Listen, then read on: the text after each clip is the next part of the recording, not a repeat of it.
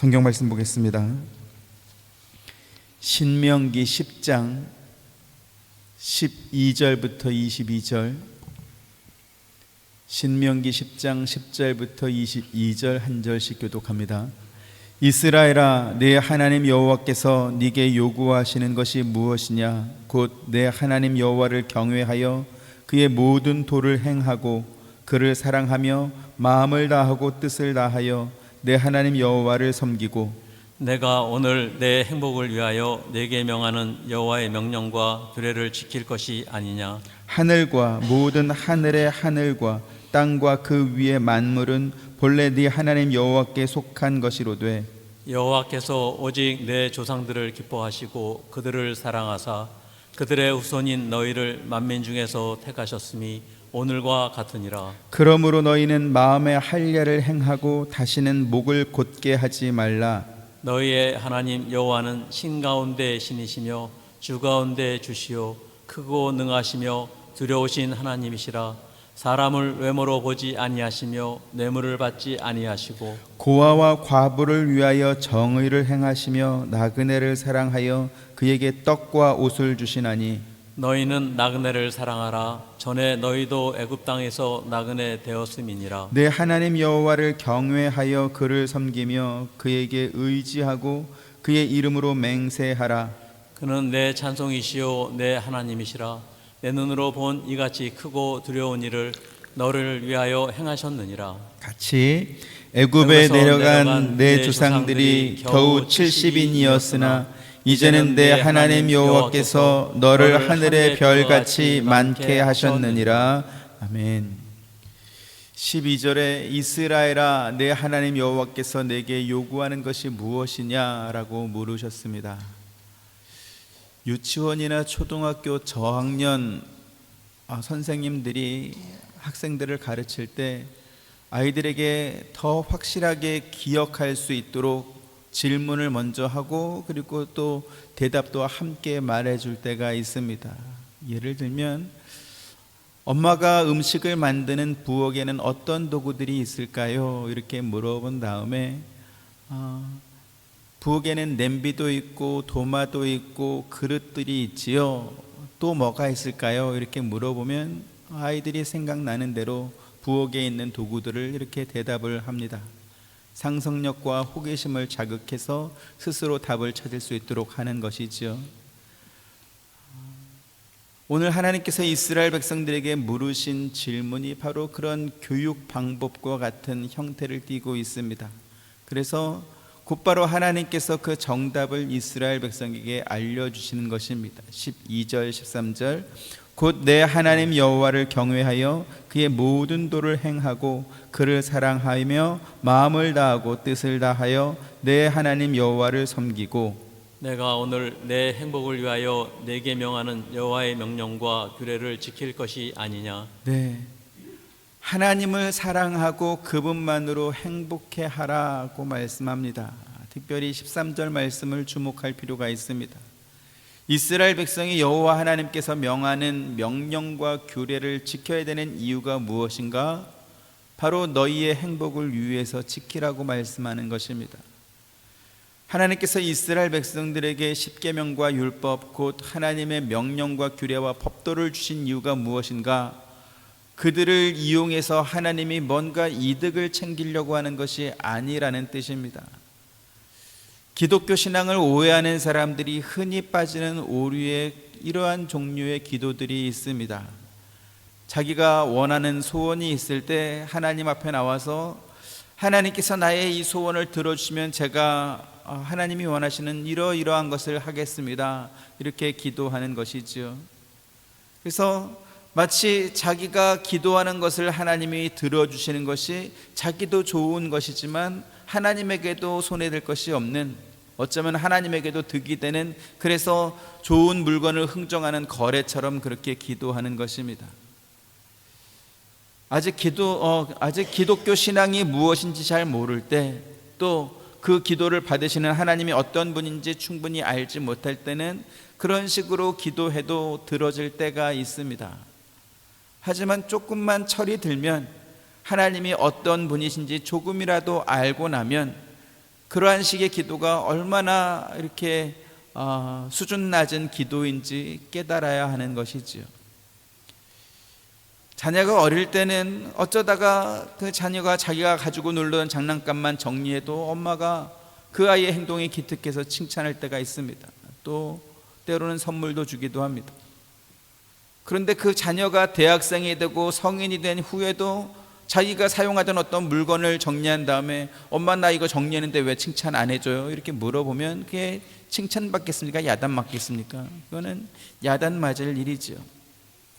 이스라엘아, 내 하나님 여호와께서 네게 요구하는 것이 무엇이냐라고 물으십니다. 하나님은 이스라엘 백성들에게 그리스에 있는 파르테논 신전 같은 웅장한 신전을 만들어 달라고 말씀하지 않았습니다. 신화에 나오는 제우스나 아폴로 같은 신상을 만들어 달라 그러한 것을 요구한 적도 없습니다. 우리가 읽은 성경에 나오는 말씀과 같이 내 하나님 여호와를 경외하여 그의 모든 도를 행하라. 그를 사랑하며 마음을 다하고 뜻을 다하여 내 하나님 여호와를 섬기라. 내가 오늘 네 행복을 위하여 네게 명하는 여호와의 명령과 규례를 지키며 살아라. 이렇게 말씀하고 있습니다. 지금 이 말씀은 어린아이에게 하는 말이 아니고 그것을 충분히 할 수 있는 어른에게 주시는 명령이라는 것을 우리가 기억해야 될 것입니다. 무엇을 위해서요? 하나님의 행복이 아니고 너희의 행복을 위해서이다. 이렇게 말씀합니다. 이런 식의 명령을 우리는 가정에서 자주 듣습니다. 그걸 잔소리라고 말하기도 합니다. 잔소리는 뭡니까? 그 대상이 자녀이든 남편이나 아내이든 마땅히 해야 할 일을 하지 않았을 때 그 해야 할 일을 하도록 독려하는 말이 잔소리입니다. 어서 일어나서 학교 갈 준비해라. 학교 갔다 왔으면 씻고 밥 먹고 공부 먼저 해라. 숙제 먼저 해라. 아무 데서나 음식 먹지 말고 먹었으면 치워라. 이러한 말들을 주로 합니다. 이러한 요구들이 듣고 따르기에 어려운 것들인가요? 아닙니다. 가장 기본적인 것들이고 당연히 해야 할 일들입니다. 그런데 그게 왜 잔소리가 되죠? 안 하니까 그렇습니다. 만약에 말한 대로 즉시 그 일이 이루어졌다면 이루어진 다음에 그러한 말들을 할 필요가 없겠지. 근데 한 번 말해서 안 되니까 두 번, 세 번 말하고 5번, 10번 말해도 안 들으니까 계속 똑같은 말을 마치 고장난 레코드처럼 계속하는 것입니다. 하나님께서 이스라엘 백성들에게 내 하나님 여호와를 경외하고 그의 모든 도를 행하라. 그를 사랑하며 마음을 다하고 뜻을 다하여 내 하나님 여호와를 섬겨라. 이러한 말씀을 성경 안에서 수없이 많이 반복한 이유가 뭐죠? 그들이 그렇게 많이 그 말을 듣고도 듣지 않았기 때문에 똑같은 말을 계속 반복하는 것입니다. 자, 그러면 하나님은 어떤 분이시길래 이스라엘 백성들에게 이러한 것들을 요구하시는가 하는 것입니다. 하나님은 마음과 뜻과 힘을 다해서 그들을 사랑하시는 분입니다. 하나님이 그들을 사랑하기 때문에 그들에게 이와 같은 요구를 할 수 있는 정당한 권리가 있다라는 것이지요. 그들을 사랑하시되 어느 날 갑자기 첫눈에 반한 것처럼 그렇게 사랑한 것이 아닙니다.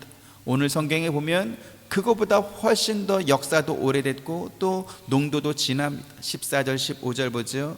하늘과 모든 하늘의 하늘과 땅과 그 위의 만물은 본래 내 하나님 여호와께서 속한 것이로되 여호와께서 오직 내 조상들을 기뻐하시고 그들을 사랑하사 그들의 후손인 너희를 만민 중에서 택하셨음이 오늘과 같으니라. 네, 하나님께서 이스라엘 백성을 사랑하신다고 말씀하는 것은 하나님이 그들에게 뭔가 바라는 것이 있어서 사랑한다고 소위 약을 치는 것이 아닙니다. 하나님은 하늘과 모든 하늘의 하늘과 땅과 그 위에 있는 만물을 창조하신 분입니다. 그런 하나님이 뭐가 아쉬워서 이스라엘 백성들에게 마치 뭔가 바라는 것이 있는 것처럼 내가 너희를 사랑한다 그러니까 나 이런 거 해줘 이렇게 하시겠습니까? 그럴 이유가 없지요. 하나님께서 그들을 사랑하시는 이유는 여호와께서 오직 그들의 조상들을 기뻐하셨기 때문이라고 말씀합니다. 그들이 이쁘고 사랑스러워서 사랑한다. 또 물론 어느 정도 있겠지만 그것보다는 그들의 조상들을 하나님께서 기뻐하셨기 때문에 그 사랑이 내리사랑이라고 그 후손인 그들에게까지 이어져 내려온 것입니다. 시내산 이스라엘 백성들에게 나타나신 하나님께서 자신을 이렇게 설명하십니다. 출애굽기 34장 5절부터 7절. 여호와께서 구름 가운데 강림하사 그와 함께 거기 서서 여호와의 이름을 선포하실세.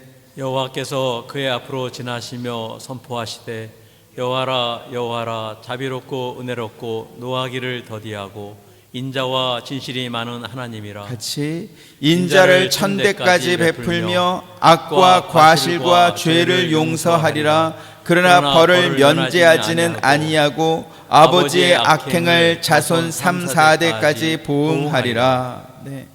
하나님은 어떤 분이신가? 사람에게 분노를 바라고 그들에게 벌을 내리는 분이 아니라는 것입니다. 이 말씀에서 확인하는 것처럼 하나님은 자비롭고 은혜로우며 쉽게 노하지 않고 사랑과 진실이 풍성하신 하나님이고 그 사랑을 천대까지 내려주시는 분입니다. 하지만 하나님의 사랑은 무조건 오냐오냐만 하는 그러한 사랑은 아니라고 했습니다. 죄와 잘못을 용서하지만 그렇다고 범죄한 자를 벌하지 않는 채 그냥 그대로 두는 것이 아니라 그 죄에 대해서는 자녀 3, 4대까지 벌할 것이라고 분명히 말씀하고 있습니다. 무슨 말입니까? 여호와 하나님께서 우리에게 요구하는 것이 마치 무당이 자기가 섬기는 그 신의 명령에 절대 복종하는 것처럼 그러한 관계를 자기 백성에게 요구하는 그러한 것이 아니라는 뜻입니다. 자비롭고 은혜로우신 하나님은 이스라엘 백성을 인격적으로 부르고 있습니다. 인격적이라는 말에는 서로 동의하고 공감하는 특별한 어떤 그 공간이 있다는 소리입니다. 경지가 있다라는 뜻이죠.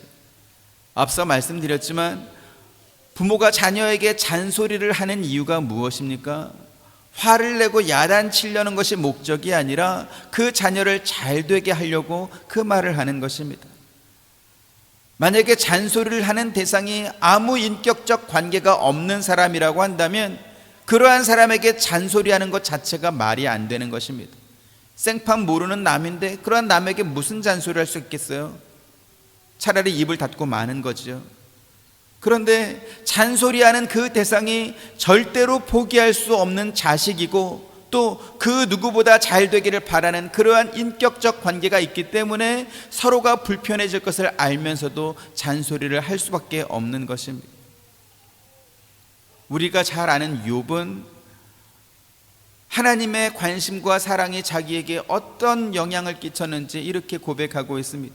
욥기 7장 17절부터 19절. 사람이 무엇이기에 주께서 그를 크게 만드사 그에게 마음을 두시고 아침마다 건징하시며 순간마다 단련하시나이까. 같이 주께서 내게서 눈을 돌이키지 아니하시며 내가 침을 삼킬 동안도 나를 놓지 아니하시기를 어느 때까지 하시리이까. 네. 우리가 아는 것처럼 욥은 사탄의 시험으로 인해서 하루아침에 모든 것을 잃어버린 사람입니다. 그의 모든 재산은 침략자에게 빼앗기거나 혹은 천재지변으로 인해서 잃었습니다. 10명의 자녀는 맏아들의 집에서 음식을 먹는 도중에 심한 태풍이 불어와서 집을 바치던 기둥 4개가 모두 한꺼번에 부서지는 바람에 그 내려앉은 지붕의 아래서 모두 죽고 말았습니다. 욥의 몸에는 발바닥부터 정수리까지 악성 종기가 나서 깨진 기와 조각으로 그 가려운 곳을 긁어야 되는 그러한 처지가 되었고 욥의 아내는 욥을 저주했습니다. 욥이 심한 재앙을 당했다라는 소식을 들은 욥의 친구들은 멀리서부터 욥을 위로한다고 찾아왔지만 실제로는 돌아가면서 욥을 정죄하고 그의 마음을 더욱더 아프게 했습니다. 욥기 7장 말씀은 그러한 상황 가운데서 욥이 하나님에게 하는 어떤 하소연 같은 그런 말이기도 합니다. 욥이 말하죠. 하나님, 도대체 내가 누구이길래 하나님은 그렇게도 나에게 많은 관심을 보입니까? 이러한 하소연을 하는 것입니다. 욥이 말하죠. 하나님께서 자기를 아침마다 찾아와서 살펴보시고 순간마다 자기를 단련하신다라고 했습니다. 잠시도 자기에게서 눈을 떼지 않으시고 침 삼킬 동안도 내버려 두지 않는다라고 했습니다. 만약에 누구라도 이러한 관심을 다른 사람으로부터 받는다면 아마 숨이 막힐 지경이 될 것입니다.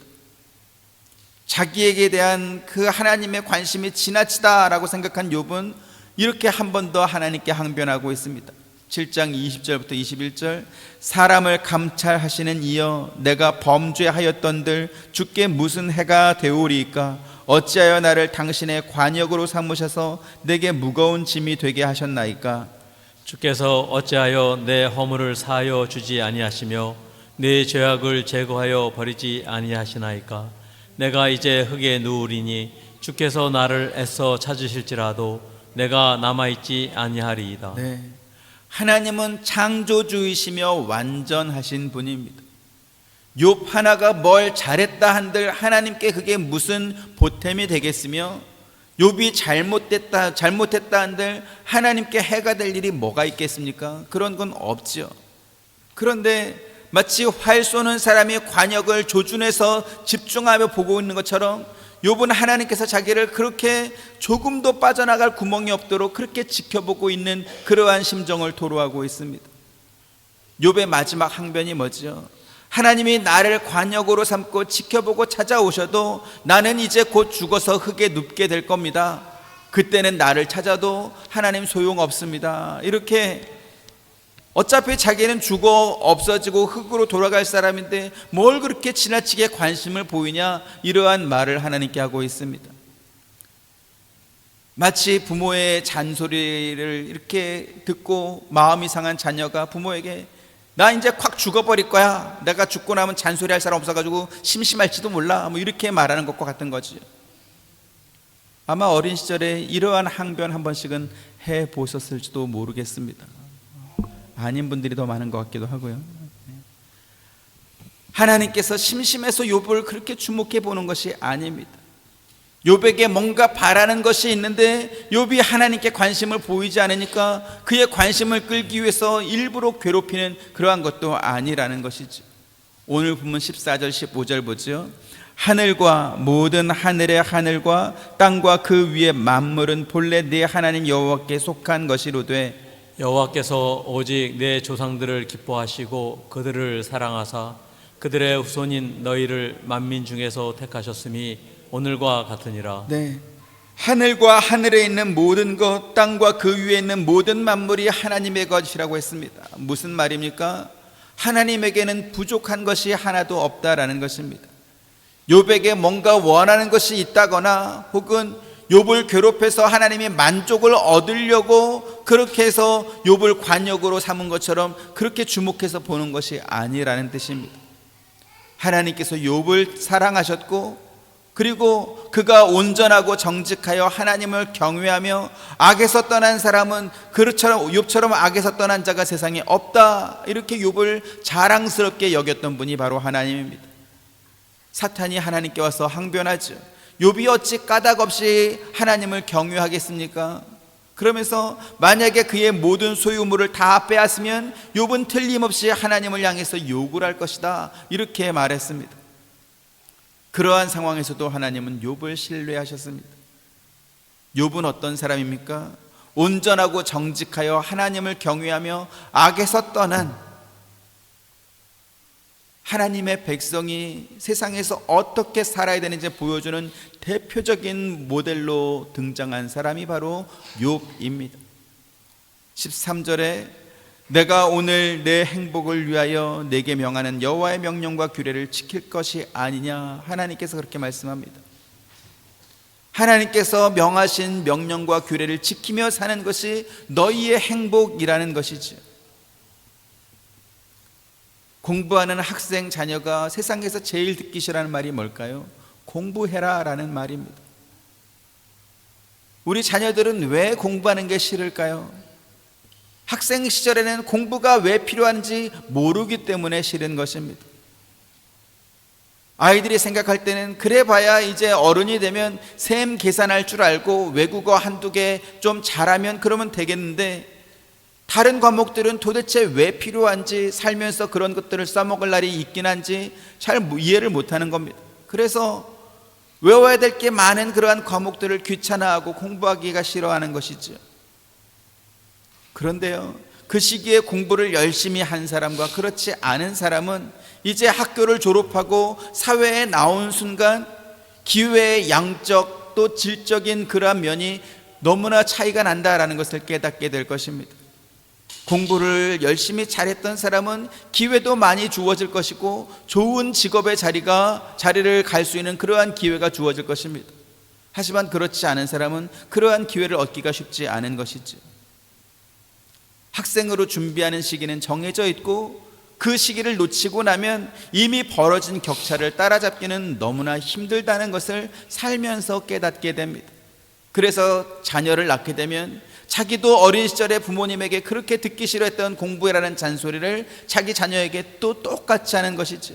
이게 다 널 위해서 그러는 거야. 이게 뭐 엄마를 위해서 하는 거겠니? 아빠를 위해서 하는 거겠니? 그러니까 제발 말 좀 들어라. 이러면서 잔소리를 하는 것이죠. 우리가 사는 세상은 뿌린 대로 거두는 원리가 보편적으로 작동합니다. 그리고 뿌리는 시기와 그것을 거두는 그 때는 상당한 시간의 차이가 발생한다라는 것을 우리는 잘 알고 있습니다. 그런데 이 뿌리는 시기와 거두는 때가 이렇게 시간차가 나지 않는 그러한 사례들이 몇 개 있습니다. 대표적인 게 이런 것이죠. 신에게 길흉화복을 물어보고 길을 알려주는 무당이나 혹은 점수를 연구한 주역책을 공부한 사람들이 그 주역을 근거로 해서 이렇게 점을 쳐주는 사람이 있습니다. 그런가 하면 타로나 화투처럼 이렇게 카드 같은 것을 통해 가지고 점을 치는 그러한 사람들도 있습니다. 그러한 사람들의 공통점이 있죠. 뭡니까? 그 사람들은 자기들을 찾아온 사람들을 기다리게 하지 않습니다. 무엇이 궁금해서 자기를 찾아왔는지 물어보고 그 사람들이 질문하는 것, 기대하는 것, 바라는 것들을 즉시 대답을 해주는 것입니다. 그에 비해서 하나님의 말씀은 마치 점치는 사람들이 점치는 것처럼 그렇게 즉각적인 대답을 주지 않습니다. 때로는 답이 없는 일을 계속하라고 말씀하는 것처럼 그렇게 느껴지기도 하는 것이죠. 그런데 하나님은 뭐라고 말씀합니까? 당신의 명령을 지키는 것이 우리의 행복을 위한 것이다, 그렇게 말씀하고 있습니다. 왜 그것이 우리의 행복을 위하는 것이죠? 우리가 궁금해하고 답답해하는 모든 것을 주관하는 분이 바로 하나님이시기 때문에 그렇습니다. 점 보는 사람들은 정확한 답을 해주지 않습니다. 두루뭉술하고 모호한 말로 길을 알려주는 것이죠. 왜요? 혹시 자기가 한 말이 틀렸다 할지라도 빠져나갈 구멍을 미리 만들어 놓는 것입니다. 그래서 어디에 가서 누구를 만나세요가 아니고 동남쪽에 가면 아마 귀인이 나타날 것이다. 동남쪽이 어디쯤이 동남쪽인지 귀인의 범위가 어딘지 모르지만 하여간 그쯤 어디쯤 될 거다, 이렇게 대략적으로 말하는 것이죠. 하지만 하나님의 명령은 두루뭉술한 것이 없습니다. 뭘 해야 하고 뭘 하면 안 되는지 분명하고 정확하게 말씀해 주는 것이죠. 무엇보다도 하나님의 명령은 그 말씀에 순종했을 때와 그렇지 않았을 때 어떠한 결과가 발생하게 되는지 그 내용까지도 정확하게 말씀해 줍니다. 신명기 28장 2절부터 6절, 네가 내 하나님 여호와의 말씀을 청종하면 이 모든 복이 내게 임하며 내게 이르리니 성읍에서도 복을 받고 들에서도 복을 받을 것이며 내 몸의 자녀와 내 토지의 소산과 내 짐승의 새끼와 소와 양의 새끼가 복을 받을 것이며 내 강주리와 떡 반죽 그릇이 복을 받을 것이며 같이 네가 들어와도 복을 받고 나가도 복을 받을 것이니라. 네. 하나님의 말씀을 듣고 순종했을 때 어떠한 복을 하나님이 내려주시는지 14절까지 계속 이어집니다. 하지만 그것만 있는 것이 아니라 그렇지 않았을 때 어떤 화가 우리에게 임하는지도 또 분명하게 가르쳐 주십니다. 15절부터 19절 또 보죠. 네가 만일 내 하나님 여호와의 말씀을 순종하지 아니하며 내가 오늘 네게 명령하는 그의 모든 명령과 규례를 지켜 행하지 아니하면 이 모든 저주가 네게 임하며 네게 이를 것이니 내가 성읍에서도 저주를 받으며 들에서도 저주를 받을 것이요 또 내 광주리와 떡반죽 그릇이 저주를 받을 것이요 내 몸의 소생과 내 토지의 소산과 내 소와 양의 새끼가 저주를 받을 것이며 같이 내가 들어와도 저주를 받고 나가도 저주를 받으리라. 네. 하나님께서 왜 이러한 무서운 경고를 우리에게 하셨을까요? 우리를 위협하고 협박해서 당신의 말을 듣지 않으면 저주하려고 이 말씀을 주신 것일까요? 아닙니다. 여호와 하나님 한 분 외에 다른 것은 의지하지 말라, 그럴 필요 없다라고 말씀하는 것입니다. 하나님께서는 우리가 필요한 모든 것을 충분하게, 아니 넘치도록 주시는 그러한 분입니다. 그러니 여기저기 기웃거리지 말고 하나님 말씀만 잘 들으면 된다, 이렇게 말씀하는 것입니다. 사람들이 왜 점집을 찾고 우상을 찾습니까? 결핍을 느끼기 때문에 그렇습니다. 부족함을 느끼기 때문에 그렇습니다. 그래서 자기가 할 수 있는 모든 것을 뭐라도 해가지고 하여간 그 결핍하고 부족한 것을 채워야 되기 때문에 점집을 찾는 것이고 무당을 찾습니다. 하지만 하나님은 자기 백성을 부족하게 하는 그러한 분이 아니라는 것이죠. 오늘 보면 17절 19절 계속 봅니다. 같이 봅니다. 시작. 너희의 하나님 여호와는 신 가운데 신이시며 주 가운데 주시요 크고 능하시며 두려우신 하나님이라 사람을 외모로 보지 아니하시며 뇌물을 받지 아니하시고. 네. 하나님께서 당신이 어떠한 분인지 가르쳐 주시면서 사람을 외모로 보지 아니하고 뇌물을 받지 않는 그러한 분이라고 말씀하고 있습니다. 무슨 말입니까? 세상은 외모가 중요합니다. 사람의 용모나 갖춰 입은 옷이나 무슨 장신구나 그러한 것을 말하는 것이 아닙니다. 그 사람의 능력과 영향력을 나타낼 수 있는 모든 것을 다 통틀어서 외모라고 말을 합니다. 외모가 뛰어나면 그렇지 않은 다른 사람보다 대접받을 확률이 훨씬 더 올라갑니다. 백화점에서 물건을 찾을 때나 혹은 자동차 딜러나 부동산 중개업자를 찾아갈 때도 좋은 옷을 입고 찾아간 사람과 허름한 옷을 입고 찾아간 사람은 다른 대접을 받습니다. 그런데 하나님은 사람을 외모로 보지 않는다라고 말씀합니다. 더 정확하게 말하면 사람이 뭘 갖춰 입었든지 혹은 그 사람에게 어떠한 능력과 영향력이 있든지 간에 그러한 것들이 하나님 앞에서 이렇게 거들먹거리고 주름 잡을 만한 그러한 근거가 되지 못한다라는 뜻입니다. 또한 하나님은 뇌물을 받지 않는다라고 했습니다. 왜 뇌물을 받겠죠? 뇌물을 주는 사람과 그것을 받는 사람들의 그 바라는 것, 원하는 것이 서로 같기 때문에 뇌물을 받는 것입니다. 뇌물을 주지 못하는 사람은 그 송사가 걸린 사안에 대해서 그것이 잘 해결돼야 된다는 절박함을 느끼지 못한 사람이거나 혹은 뇌물을 받고 한 판결로 인해서 부당한 판결로 인해서 불이익을 당한다 할지라도 항거할 수 없는 그러한 사람일 것입니다. 한마디로 부당하게 발표도 꿈틀조차 할 수 없는 그러한 힘없는 사람일 것이다라는 것이죠. 하지만 하나님은 뇌물을 받지 않는다라고 했습니다. 왜 그렇습니까? 하나님은 누군가로부터 뇌물을 받아야 할 만큼 아쉽고 부족한 것이 있는 그러한 분이 아니기 때문에 그렇습니다. 그래서 하나님은 당신이 뇌물을 받는 사람과 어떻게 다른지에 대해서 이렇게 말씀하십니다. 18절 19절 고아와 과부를 위하여 정의를 행하시며 나그네를 사랑하여 그에게 떡과 옷을 주시나니 너희는 나그네를 사랑하라. 전에 너희도 애굽 땅에서 나그네 되었음이니라. 네. 고아와 과부 그리고 나그네는 어느 시대나 어느 사회나 그 사회의 약자를 대표하는 그러한 부류들입니다. 사람을 외모로 보지 아니하시며 뇌물을 받지 아니하시는 하나님께서 그러한 사람들을 사랑하고 또 그들에게 옷과 떡을 주신다라는 것은 하나님이 사람의 인정이나 도움을 필요로 하는 그러한 분이 아니라는 것을 보여줍니다. 우리 찬송가에도 있는 것처럼 만복의 근원이 바로 하나님 아니겠습니까? 그 하나님께서 우리에게 무엇을 요구하죠? 내가 너희를 사랑한 것처럼 너희도 그들을 사랑하라 라는 것입니다.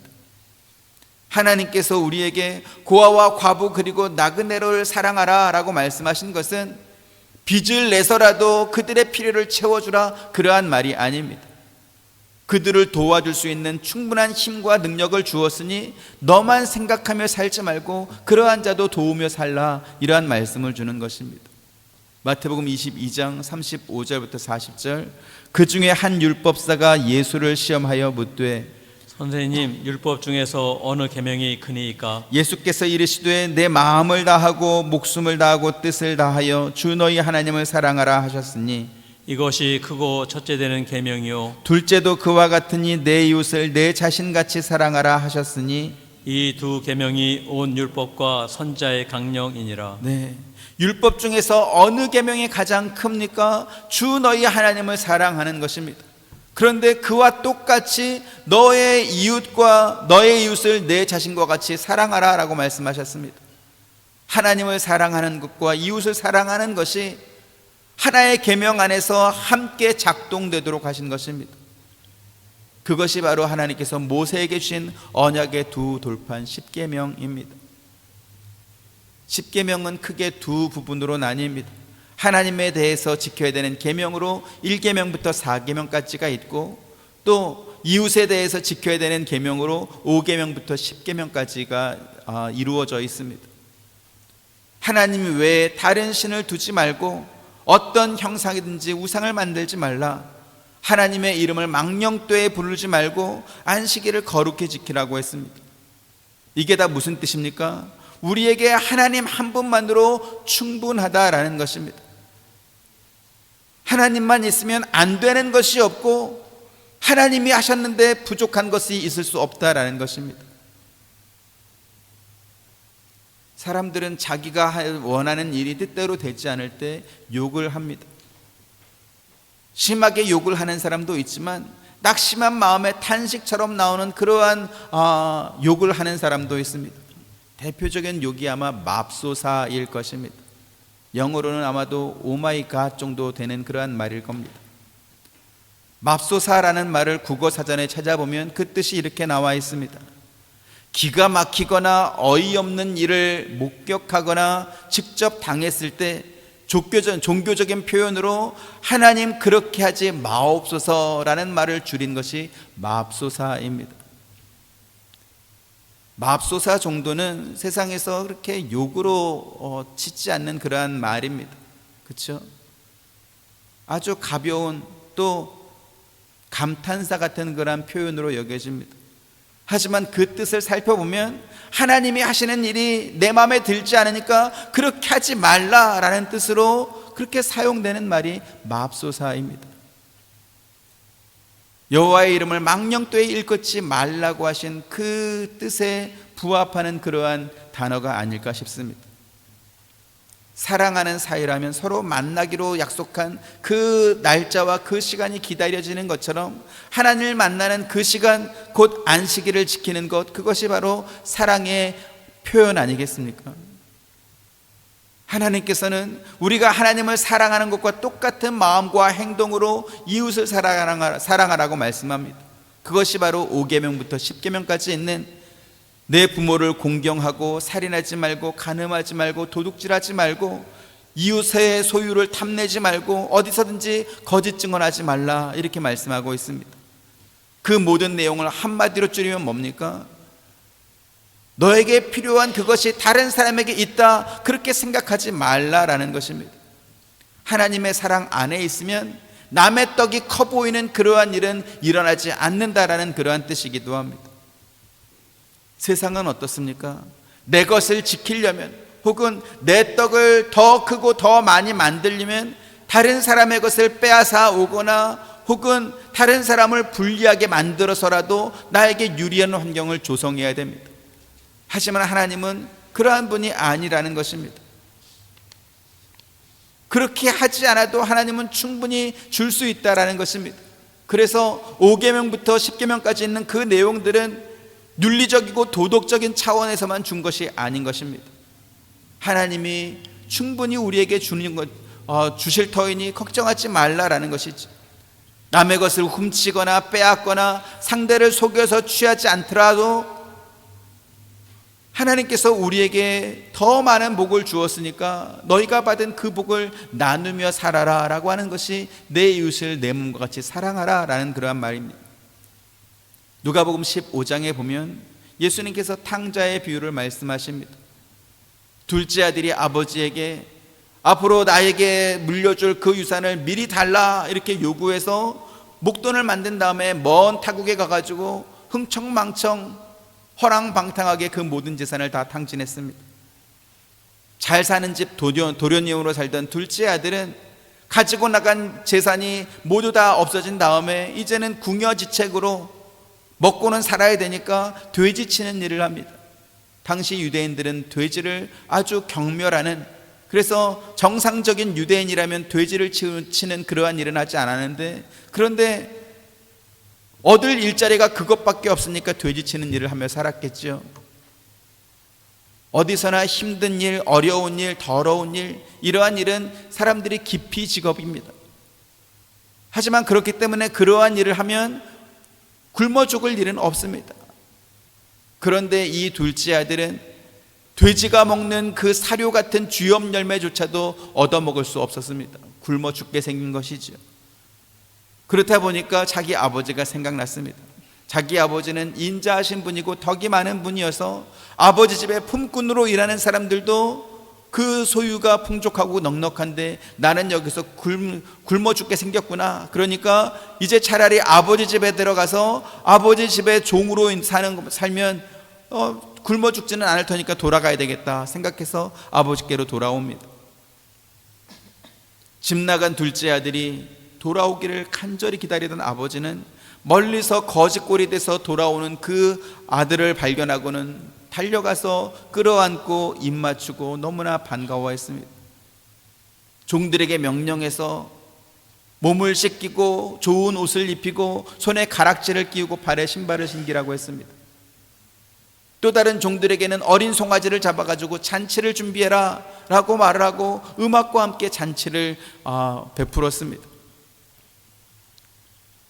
집 나간 동생이 다시 돌아올 거라고 생각하지 못했던 그의 형은 일을 마치고 돌아오면서 자기 집에서 울려 퍼지는 그 풍악 소리에 이렇게 깜짝 놀라는 거죠. 그래서 집안에 있는 종들에게 물어봤습니다. 도대체 오늘 무슨 날이냐? 그랬더니 집 나간 동생이 돌아왔고 아버지가 너무나 기뻐해서 이렇게 송아지도 잡고 잔치를 벌였다 이렇게 대답해 줬습니다. 아버지에 대한 서러움과 또 섭섭함이 밀려온 이 큰아들이 아버지에게 이렇게 자기의 마음을 토로하는 거죠. 누가복음 15장 25절부터 30절. 맏아들은 밭에 있다가 돌아와 집에 가까이 왔을 때에 풍악과 춤추는 소리를 듣고 한 종을 불러 이 무슨 일인가 물은데 대답하되 당신의 동생이 돌아왔음에 당신의 아버지가 건강한 그를 다시 맞아들이게 됨으로 인하여 살찐 송아지를 잡았나이다 하니 그가 노하여 들어가고자 하지 아니하거늘 아버지가 나와서 권한대 아버지께 대답하여 이르되 내가 여러 해 아버지를 섬겨 명을 어김이 없거늘 내게는 염소 새끼라도 주어 나와 내 벗으로 즐기게 하신 일이 없더니 아버지의 살림을 창녀들과 함께 삼켜버린 이 아들이 돌아오매 이를 위하여 살찐 송아지를 잡으셨나이다. 네, 아버지에게 섭섭함을 토로하는 큰아들의 항변은 충분히 공감할 만합니다. 자기는 동생처럼 아버지 재산을 탕진한 적도 없고 아버지를 떠나서 자기 마음대로 산 적도 없고 늘 아버지를 섬기면서 그 명령에 순종하며 살았다라는 것이죠. 하지만 아버지는 그러한 자기를 위해서는 염소 새끼 한 마리도 내준 적이 없는데 망나니처럼 산 동생이 돌아오자 어린 송아지를 잡고 잔치를 벌였습니다. 그것이 합당하냐라는 것이죠. 나 너무나 실망해서 이 집에 들어가기 싫다라는 것입니다. 그러한 큰아들에게 아버지가 이렇게 대답합니다. 31절 32절. 아버지가 이르되 예 너는 항상 나와 함께 있으니 내 것이 다 내 것이로되 이 내 동생은 죽었다가 살아났으며 내가 잃었다가 얻었기로 우리가 즐거워하고 기뻐하는 것이 마땅하다 하니라. 네, 아버지가 큰아들에게 너는 항상 나와 함께 있으니 내 것이 다 내 소유로 돼 내 것이로 돼 이렇게 말씀합니다. 무슨 뜻일까요? 돌아온 동생에게 네 것을 빼앗아서 동생에게 나눠주지 않는다라는 것입니다. 이 말씀을 이해하려면 둘째 아들이 집을 나가기 전에 어떠한 일이 있었는지 먼저 알아야 될 것입니다. 아버지는 둘째뿐만 아니라 큰아들에게도 아버지의 유산을 미리 나누어 줬다라는 것이죠. 11절 12절 말씀 보죠. 또 이르시되 어떤 사람에게 두 아들이 있는데 그 둘째가 아버지에게 말하여 아버지여 재산 중에서 내게 돌아올 분깃을 내게 주소서 하는지라 아버지가 그 살림을 각각 나누어 주었더니 네, 보시는 것처럼 아버지는 둘째에게만 유산을 물려준 것이 아니고 두 사람에게 그 살림을 각각 나누어 주었습니다. 큰아들도 자기의 몫을 받았다라는 것이죠. 그렇게 나누어 받은 재산을 가지고 동생은 먼 곳에 가서 허랑방탕하게 살면서 탕증했던 것이고, 큰아들은 아버지와 함께 살면서 자기가 받은 그 재산을 생산성 있는 불리는 그러한 삶을 살았던 것입니다. 둘째 아들이 집 떠나 산 기간이 얼마나 되는지는 모르겠지만 큰아들의 말을 빌면 여러 해 동안 있었던 것은 분명한 것 같습니다. 예상할 수 있는 것은 그 여러 해 동안 둘째는 가지고 나갔던 모든 재산을 다 탕진한 것이고, 큰아들은 아버지와 함께 살면서 그의 재산이 더 많아졌을 것입니다. 분명하지 않겠습니까? 그리고 그 모든 재산은 이미 자기의 것인 것이죠. 큰아들은 아버지가 자기를 위해서 염소 새끼 한 마리도 잡아준 적이 없다 이렇게 항변하고 있지만, 그러나 이미 큰아들은 아버지로부터 받은 재산이 넉넉하게 있는 그러한 상황이었습니다. 무슨 말인지 이해가 되십니까?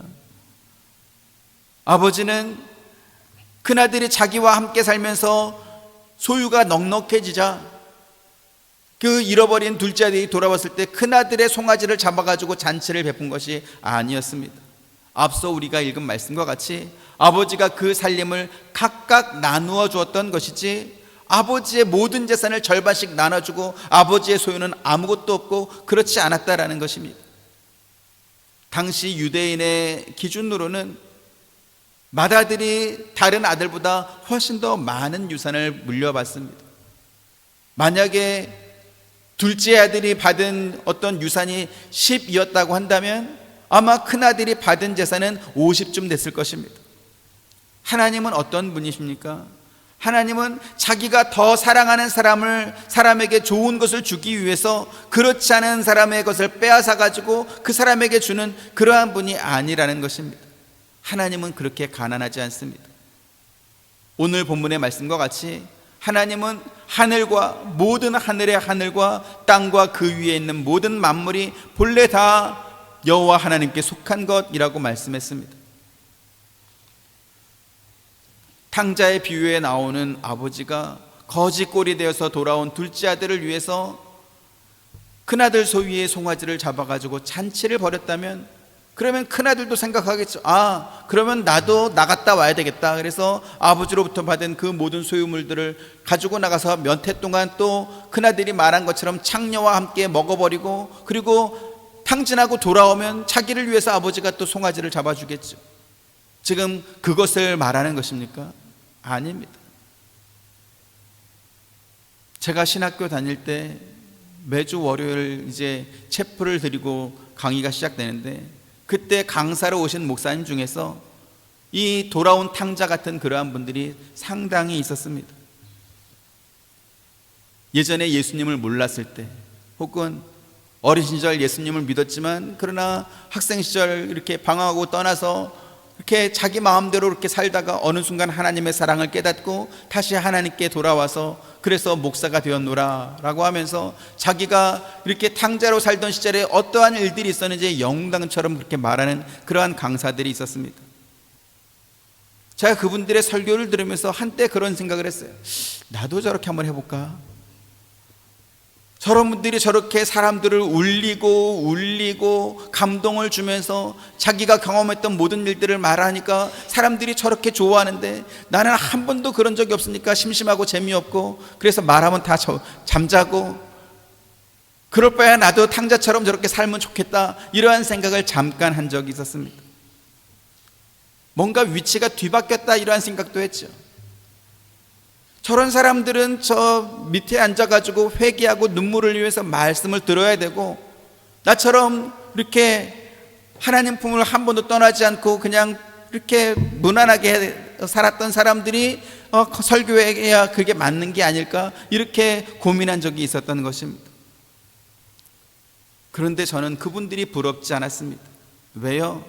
오늘 아버지가 큰아들에게 너는 항상 나와 함께 있으니 내 것이 다 네 것이로 돼, 이렇게 말씀하신 그 말씀이 귀하게 저에게 다가왔기 때문에 그렇습니다. 우리의 행복이 무엇입니까? 아버지가 송아지 잡아가지고 잔치해주고 좋은 옷을 입혀주고 손에 가락지도 껴주고 좋은 신발도 신겨주고, 그것이 우리의 행복입니까? 아닙니다. 그 모든 것들은 둘째 아들이 집을 나가지 않고 아버지와 함께 살았다라고 한다면 매일매일 누릴 수 있었던 것이었습니다. 원래 누릴 수 있었던 것이었습니다. 그런데 아버지를 떠나 살았기 때문에 그 모든 것을 다 잃어버리고 거지꼴이 되었던 것이죠. 아버지를 떠나 살았던 모든 시간이 다 낭비였고 허랑방탕이었다라는 뜻입니다. 저와 여러분은 아버지와 함께 사는 그 평범한 복을 누릴 수 있게 되기를 주님의 이름으로 축원드립니다. 아멘. 우리는 구태여 무슨 새 옷을 주고 가락지를 끼워주고 새 신발을 신겨주고 그럴 필요가 없습니다. 왜요? 이미 갖추고 있기 때문에 그렇죠. 그렇죠? 어디 가도 부러울 것 없는 그러한 삶을 살도록 하나님께서 넉넉하게 우리에게 주셨다라는 것입니다. 하늘과 모든 하늘의 하늘과 땅과 그 위에 있는 모든 만물이 원래부터 하나님께 속한 것이라고 했습니다. 그리고 그것을 우리에게 주셨다라고 했습니다. 그분이 바로 우리 하나님 아버지이기 때문에 그렇습니다.